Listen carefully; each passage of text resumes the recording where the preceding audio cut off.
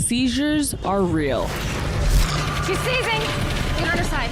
But I need some Ativan. they don't always look like the kind you're used to seeing on TV. Sheer panic, violent convulsions, and 5 doctors holding someone down, like in this clip you just heard from House MD. It feels like less than a fraction of a second. To me, it doesn't feel like I've been gone for a minute, 2 minutes, a half a minute. It just seems like I kind of like took a minute and then came back. This is Kat, and she is one of 50 million people worldwide who live with epilepsy. For now. She's also a very good friend of mine. I will text you. Her condition is not uncommon, but with receiving a diagnosis at 40, her situation is. My name is Marissa Henry, and I am your host in episode 1 of Blindsided by Life, a Seizure at 40. Seizures and epileptic seizures can happen to anyone, anywhere, at any time, regardless of age, sex, gender, creed, or any other classification or lines of identification. In fact, in over 50% of cases of people living with epilepsy, the cause is unknown. Epilepsy has been a difficult experience for me, to put it mildly. Tonic-clonic, the doctors told 12-year-old me. I never had a chance to notice that anything was wrong. And that's the last thing I remember. I'm still in shock that this happened to me. Many patients have their first seizure and it's totally unexpected. And then I got the results and it was like, you have epilepsy. Centuries of observation on this elusive but common condition has told us a few things. That 1, symptoms of epilepsy, i.e. seizures, usually make their first appearance between ages 5 and 20.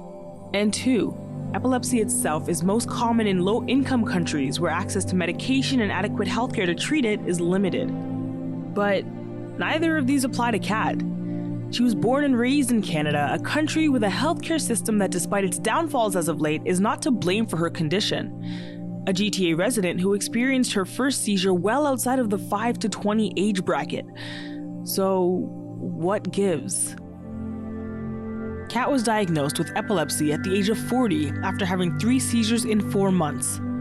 Now, just over a year later, she's had 5 that she's aware of.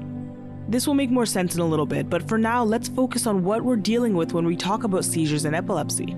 A seizure is a sudden, brief change in the electrical and chemical activity in the brain. If you've ever lined up dominoes to watch them fall, you know exactly what I'm talking about.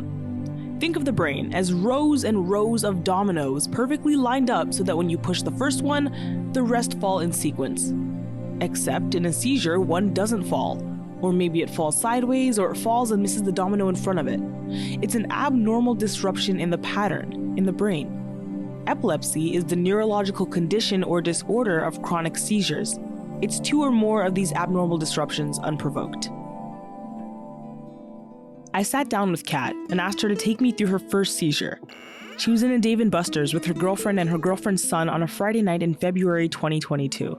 Apparently, according to her, I kind of zoned out. We were talking about something and I came to and they kind of asked me like, are you okay? And I said, yeah, why? And they're like, no, just, you kind of look like you're like a little off a little bit. Like, okay, no, I'm good. She asked if I wanted to go for a smoke. I said, sure. We walked outside, took a pull or 2, came back inside and went to play games. Like a normal, regular old day. She says in hindsight that this is the first incident that she can trace it back to, but that there's no way of knowing for sure, for reasons that will become clear to her later. But at the time, it seemed insignificant. She tells me of another time, again with her girlfriend about 3 months later. They were out and about, picking up ingredients late one night ahead of the Easter long weekend. They stopped at a few stores, got some food, and talked about how cute it would be to stop and people watch back at the bench they saw at the Walmart. Kat says things were normal, and then she missed her turn. How the hell did I pass my turn? So like, okay, found the next light, made a U-turn, and started making my way back. I asked Kat what was going through her head in that moment. I just realized that I missed my stop. Didn't know why, didn't understand why. I thought it was because we were just chit-chatting that I looked down at my phone and realized, hey, I didn't turn. I didn't know that I had blacked out. And as soon as I started making my way back, she stopped me and she said, no, just take us home. And it's like, why? What happened? What's wrong? Kat then describes seeing her girlfriend's mouth move and hearing her girlfriend, but not being able to hear her girlfriend. It was as if she was mumbling. Think of blah, blah, blah, blah, blah, blah, blah. Think of that. That's what it sounded like. What are you trying to say? I don't get it. Wait, can you say that again? It did not sound like words to me. Kat's girlfriend calls it off that night and tells Kat to get her priorities straight, meaning go get checked out by a doctor. She does and is told she's fine until a little over a month later in June when things come to a rather confusing halt. It's 1:30 in the morning. I woke up to a friend sitting on my bed and my other friend standing at my doorway. And I'm looking at them, I'm like, what the hell are you doing in my room? Get up, I need to go to sleep so I can go to work. And my friend is like, no, we're taking you to the hospital. I'm like, no, I'm going to sleep. I have work in like less than 3 hours. And she's like, no, I'm taking you to the hospital. I'm like, and we went back and forth for God knows how long. And she wouldn't leave. I figured the moment that it was time for me to work anyways, she wasn't going to leave me to let me go to work. So I figured I might as well just, fold and go to the stinking hospital. So into the car we went, off to the hospital we go. They check in and do the normal hospital stuff. Wait a few hours, take her vitals, and then the doctor asks her if this has ever happened to her before. That's what never happened to me before. Kat's friends say she was thrashing and shaking in her bed, hence why they were in her room that morning and insisted they go to the hospital. The doctor asks Kat to verify, but of course she doesn't recall that. So he asks if there's anyone else who can verify. I mean, probably my girlfriend. But she would have told me if that had ever happened, so I don't think that that's happened. The doctor asks to speak to her girlfriend, and she tells them of the other two incidents, Dave and Buster's and the car. At that point, two very important things happen. 1. The doctor leaves. He says he has all the information he needs, but that Kat needs to stay until they can get her oxygen levels back up and she's formally admitted. 2. Reality sets in for Kat. This is the first time she's able to actually hear what actually happened. This is trippy. Apparently, I clenched the wheel and clenched the gear, and she was trying to turn the wheel, and I would not let go. I had put something that I really cared about in a very scary situation, and there was nothing I could do about it. So now I understood why she was scared to shit. Pardon my French again, but yeah. This is when Kat says it got real for her. She was in the hospital for 2 days and in that time went through various tests, one of which included an EEG, which she had another seizure in.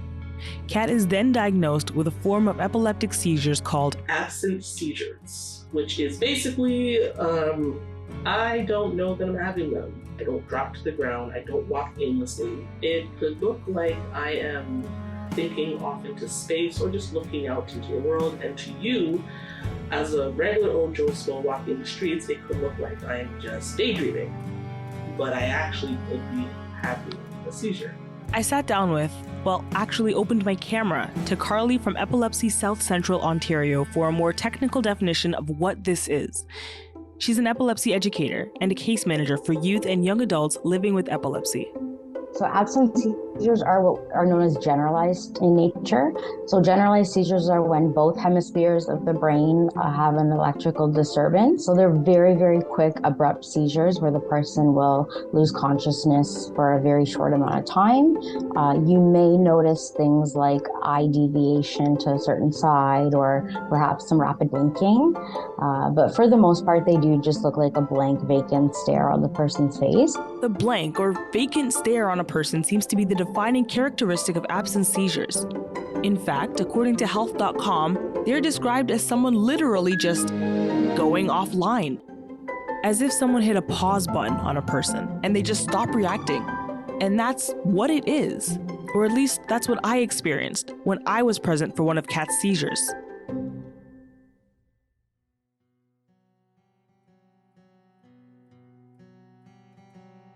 I think it's got to be a very real feeling to know that you have this condition. I say to Kat, but to be reminded of it when you think everything's fine. Like, we were just at dinner. We were cool. We were eating, laughing, joking, having fun with our friends or coworkers.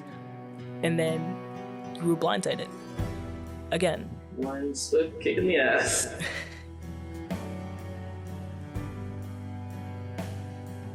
We recall the chilly December night that Kat had a seizure with me in the parking lot of a Chinese dine-in. I asked her to tell me what she remembers from that moment, but understandably it wasn't much. You were driving me home, and I was giving directions. That's the last thing I remember until we were parked and trying to figure out why the heck we were parked and not driving and not in front of my house. Okay, for context, I am painfully directionally challenged, and I can comfortably say that no one knows that quite better than Kat. No matter how many times I've driven her home after our shift or we've driven around her city, I still have no idea how to get anywhere. So I rely on her for directions. A lot. So we were leaving the restaurant and I had asked you which way to turn out of the plaza. My kryptonite. And, you know, we have a joking relationship where we like to just be stupid and silly and stuff. And so when you weren't answering me when I asked you which way to turn, I thought you were just playing, just goofing around, whatever. So then I kept saying your name. I kept saying, yo, like, what's up? Talk to me, whatever. I did not hear you say anything. No, okay, that makes sense. You looked at me as if like, how am I supposed to help you? Like, you figure it out. After some time had passed and you still hadn't said anything, it clicked and I was like, oh, okay, no, she's having, this is a thing. She's having a seizure right now. So do you remember coming to at all? Barely. Coming out of a seizure, you just hear sounds. And you're trying your best to understand the sounds that are coming out. Looking back, I do remember Kat being very confused when she came to. And honestly, I was too. My friend just had a seizure in the passenger seat of my car. What do I do? Absence seizures generally aren't considered medical emergencies, so I knew that I probably didn't need to take her to the hospital. But should I take her home, stay the night, make sure she's okay? My mind settled on telling her best friend, who's also her roommate. Or at least that's what I wanted to do. But Kat was vehemently opposed to that idea. I asked her to remind me why. I don't know. Whatever my brain was going through at that moment, I just didn't want to know. Maybe it was the fear of the more people that know, the more people are going to tell me that I'm going to have to tell my doctor. And if I tell my doctor, there's a chance that I may not get my car. Her license. Kat mentioned she had lost it in the hospital before even receiving her diagnosis due to the fact that she had already had 3 seizures. Standard practice states that a person with epilepsy has to be seizure-free for 6 months in order to be eligible to be assessed for the possibility of getting their license back. At the time of her seizure with me, Kat was just over a month away from this assessment. So this hit her hard. My livelihood is driving. I live off driving. Everywhere I go, I drive. Everywhere I take, I drive. I would drive everywhere to the back of the moon and come back. I love driving. So the fact that I lost the one thing that I had dreamed about when I was a kid kind of hurt. I have been driving since I was 15 years old. Yes, I said 15. I know that you don't have a license. So the fact that I, at the age of 41, have technically lost my license, it was like, I'm stuck. Stuck. I asked her to expand on this. Having a license is like having a passport or having free will. I can still walk. I can still hop on a bus. I can still hop in a taxi. I can still hop in an Uber. But I can't hop in my own vehicle and take myself when I want to, where I want to, at what time I want to. I don't have my freedom to just, hey, go downstairs, hop in my car, drive my car, get me dogs, come back home. Shoot, I want to go to the liquor store. I'm going to go to the liquor store. You know what? I want to go to Shoppers Drug Mart. Why do you want to go to Shoppers Drug Mart? I don't know, because I can't. I want to go to my girlfriend's house and just show up and say hi and surprise her with flowers in my hand. Or just to show up and surprise her, period. I don't have that freedom. This sounds almost redundant to say, but if you've never driven before, you don't know what it feels like to lose this luxury. And truly, a luxury is what it is. How, from the moment you pass your G1, the world becomes infinitely more accessible. Kat says she's had to turn down work, reschedule appointments, or cancel hanging with friends because commute times have sometimes taken her up to 3 hours. If she does have to make a long commute, she has to then worry about her plans the next day and how she'll feel afterward. Drained, tired, nay, exhausted. Things like weather and how much she has to carry are constant thoughts. I talked to Carly about the emotional toll that a diagnosis and all that comes with it can take on someone mentally. with seizures in general, any type, it is more likely for people with epilepsy to go through things like depression and anxiety. I mean, especially getting diagnosed finally can be both relieving and terrifying at the same time. It's getting you answers, but then it starts you on a whole new journey of, where do I go now? And that's where we hope to come in as an epilepsy organization, because we do realize that they feel like they're isolated and it's only them. So that can be such a tough feeling to go through. She goes on to mention different resources like pamphlets and books available on the journey from pre to post diagnosis, and also the different support groups and individual counseling they have at South Central Ontario to help. We really like to make sure people know that we exist and that, basically that they are not alone. She says that they're just one of 14 agencies across Ontario alone who do this.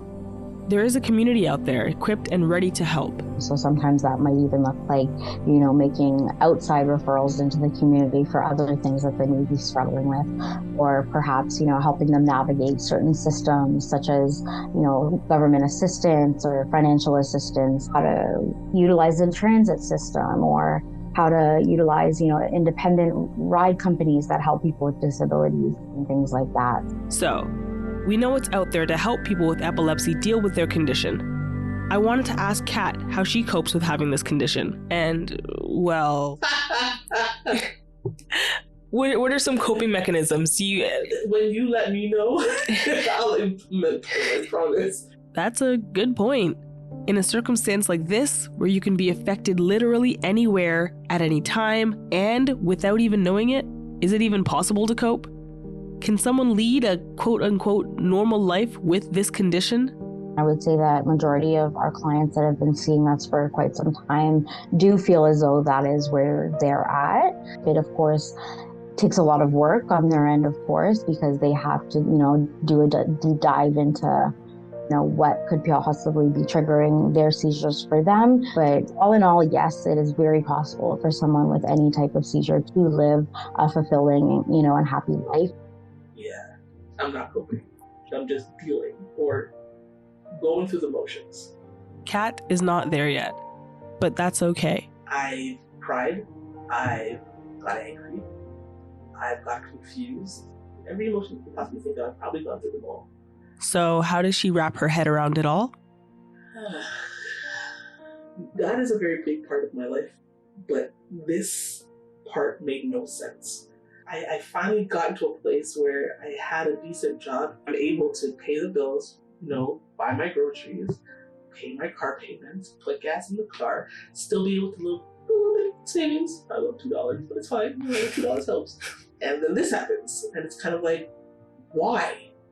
Like, what lesson are you trying to teach me at this moment that I need to learn about at the age of 40? She answers her own loaded question with a simple resolve. A comfort.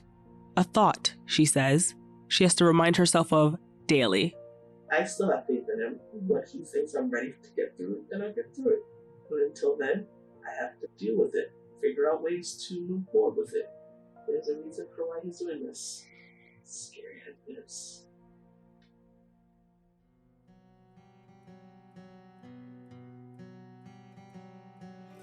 This has been episode 1 of Blindsided by Life, a seizure at 40. This story is based on the real-life events and experiences of one person choosing to go under the alias Kat. A very special thank you to our scriptwriter, Marissa Henry. Thank you to our production team, Marissa Henry. Thank you to our advisory team and editorial staff, Donna Gall and Marissa Henry. Thank you to the external contributor of this project, of which this piece would seem incomplete, Carly from Epilepsy South Central Ontario. And lastly, thank you to Kat for being vulnerable, sharing her story with me, and allowing me to share it with all of you.